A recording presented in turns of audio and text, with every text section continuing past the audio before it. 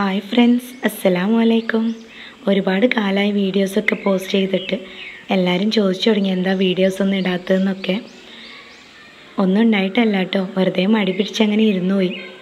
അപ്പോൾ ഇന്ന് എന്തായാലും ഞാൻ വന്നിരിക്കുന്നത് നല്ലൊരു പൈനാപ്പിൾ പായസത്തിൻ്റെ റെസിപ്പിയും കൊണ്ടാണ് കേട്ടോ. പൈനാപ്പിൾ ചവ്വരി പായസമാണ്.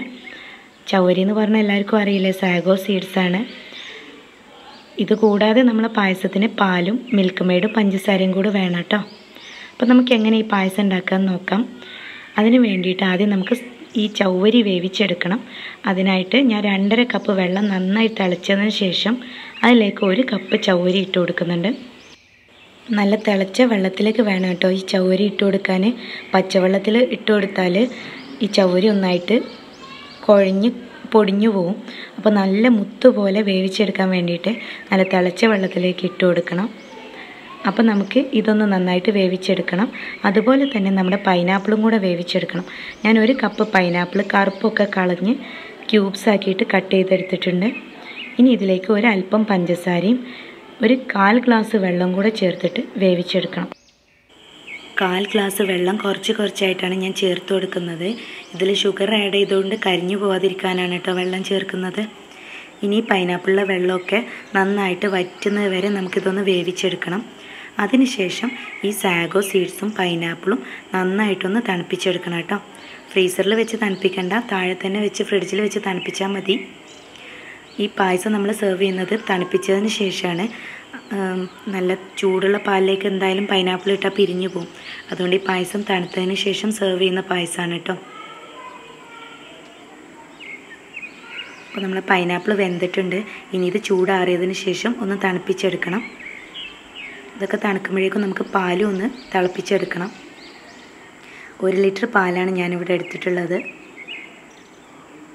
ഈ പാല് പഞ്ചസാരയും മിൽക്ക് മെയ്ഡും കൂടെ ചേർക്കുന്നുണ്ട്. അപ്പോൾ അതിനനുസരിച്ച് പഞ്ചസാര ഞാൻ ആഡ് ചെയ്യുന്നുള്ളൂ, മിൽക്ക് മെയ്ഡ് ചേർക്കുന്നതുകൊണ്ട്. അപ്പോൾ പഞ്ചസാരയും കൂടെ ചേർത്തിട്ടാണ് ഞാനിത് തിളപ്പിച്ചെടുക്കുന്നത്. തിളച്ചൊന്നായിട്ട് പൊന്തി വരാതെ തിളക്കുന്ന സമയത്ത് തന്നെ ഞാൻ ഓഫ് ചെയ്യുന്നുണ്ട്. പിന്നെ ഈ പഞ്ചസാര നന്നായിട്ടൊന്ന് അലിഞ്ഞ് ചേരാൻ വേണ്ടിയിട്ടാണ് ഞാൻ ആദ്യം തന്നെ പഞ്ചസാര ചേർത്ത് കൊടുക്കുന്നുണ്ട്. പിന്നെ മധുരം എല്ലാവരുടെയും ഇഷ്ടത്തിനനുസരിച്ചാണ്. തണുക്കുമ്പോൾ മധുരം കുറവായിട്ട് തോന്നും, അതുകൊണ്ട് തന്നെ ഞാൻ നന്നായിട്ട് പഞ്ചസാര ചേർക്കുന്നുണ്ട് കേട്ടോ.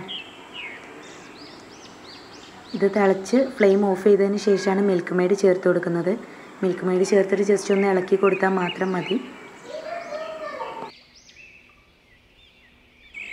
പാല് തിളപ്പിക്കുമ്പോൾ ഇളക്കി കൊടുത്തുകൊണ്ടിരിക്കണം.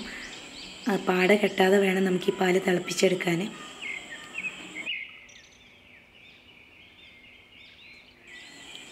പാല് ചൂടായിട്ടുണ്ട്. മധുരം ഒന്ന് നോക്കി, ആവശ്യത്തിന് മധുരം ഇല്ലെങ്കിൽ കുറച്ചുകൂടെ ചേർത്ത് കൊടുക്കാം.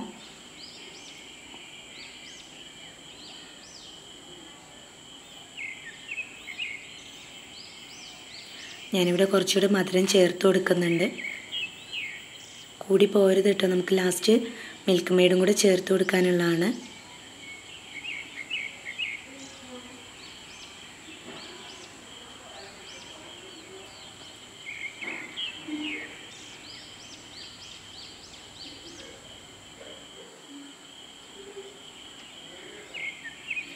പാല് തിളച്ച് പൊങ്ങുന്നതിന് മുന്നേ ഞാനിവിടെ ഓഫ് ചെയ്തിടുന്നുണ്ട് കേട്ടോ.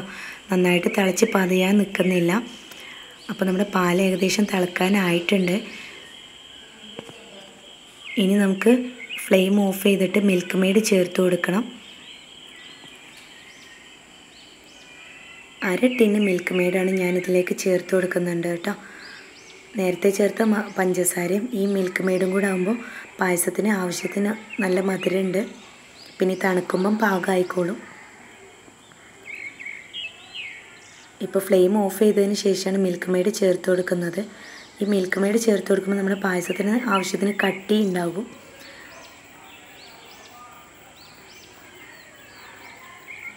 ഇനി ഇതൊന്ന് നന്നായിട്ട് മിക്സ് ചെയ്തതിന് ശേഷം പാല് നന്നായിട്ട് തണുത്തതിന് ശേഷം ഫ്രിഡ്ജിൽ വെച്ച് തണുപ്പിച്ചെടുക്കുകയാണ് ചെയ്യുന്നത്.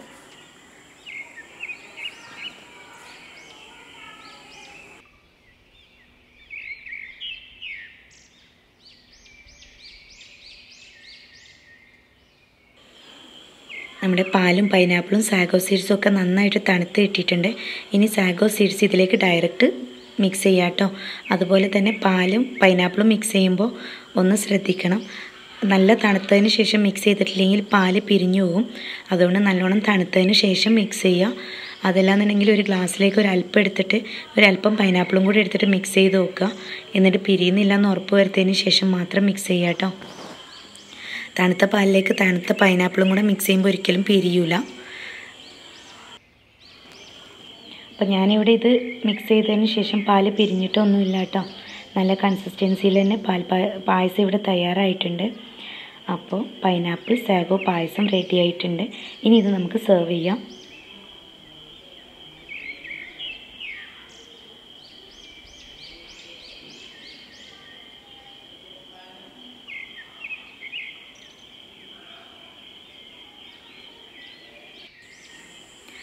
അപ്പോൾ നിങ്ങളെല്ലാവരും ഈ പായസം ഒന്ന് ഉണ്ടാക്കി നോക്കുക. എല്ലാവർക്കും ഇഷ്ടപ്പെടും. നല്ല ടേസ്റ്റി ആയിട്ടുള്ളൊരു പായസമാണ്. അപ്പോൾ എല്ലാവരും ഒന്ന് ട്രൈ ചെയ്ത് നോക്കുക. എന്നിട്ട് കമൻറ്റ് ചെയ്യാൻ മറക്കരുത്. അതുപോലെ തന്നെ നിങ്ങൾ ഈ ചാനൽ ആദ്യമായിട്ടാണ് കാണുന്നതെന്നുണ്ടെങ്കിൽ ഒന്ന് സബ്സ്ക്രൈബ് ചെയ്യാൻ മറക്കരുത്. തൊട്ടടുത്തുള്ള ബെല്ലൈക്കണും കൂടെ ഒന്ന് പ്രസ് ചെയ്തതിന് ശേഷം ഓൾ എന്നോടൊന്ന് പ്രസ് ചെയ്തിടണേ. അപ്പോൾ ഇനി അടുത്ത വീഡിയോയിൽ കാണാം കേട്ടോ. Thank you.